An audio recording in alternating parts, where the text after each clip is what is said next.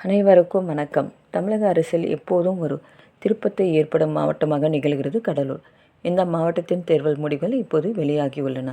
திட்டுக்குடி முதல் பண்ருட்டி வரை மொத்தம் 9 தொகுதிகள் உள்ளடங்கிய கடலூர் மாவட்டத்தில் முன் என்போதும் இல்லாத வகையில் ஒரு மிகப்பெரிய அரசியல் மாற்றம் நிகழ்ந்துள்ளது. திராவிட கட்சிகளுக்கும் இடையிலான இந்த போட்டியில் கடலூர் மக்கள் யாருக்கு மகுடம் சூட்டியிருக்கிறார்கள்? புள்ளிவிவரங்களுடன் பார்ப்போம். கடலூர் மாவட்டத்தின் முடிவுகள் ஆளுங்கட்சிக்கு மிகப்பெரிய அதிர்ச்சியை ஏற்படுத்தியுள்ளது. மாவட்டத்தின் ஒட்டுமொத்த நிலவரம் இதோ. இது கடலூர் தேர்தல் வரலாற்றில் ஒரு வரலாற்று சாதனை. மாவட்டத்தில் உள்ள அனைத்து 9 தொகுதிகளையும் அதிமுக கைப்பற்றி கிளீன் ஸ்வீப் செய்துள்ளது.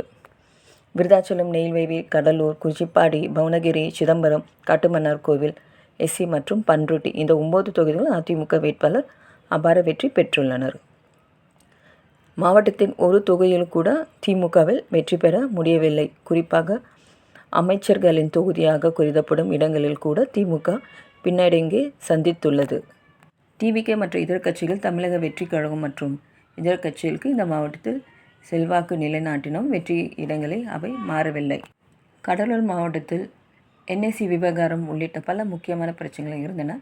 இந்த முடிவுகள் மக்களின் அதிருப்தியை ஆளுங்கட்சியின் எதிராக காட்டுகிறதா என்று கேள்வி எழுகிறது. அதிமுக என்பது பலத்தை மிக சரியாக திட்டமிட்டு இந்த மாவட்டத்தில் அறுவடை செய்துள்ளது. குறிஞ்சிப்பாடி மற்றும் பண்ருட்டி போன்ற திமுகவின் பலமான இடங்களை கூட அதிமுக தட்டி பறிக்கிறப்பது இந்த மாவட்டத்தில் நிலவரும் அரசியல் குழுவில் ஒரு மிகப்பெரிய மாற்றத்தை தேடி காட்டுகிறது. நன்றி.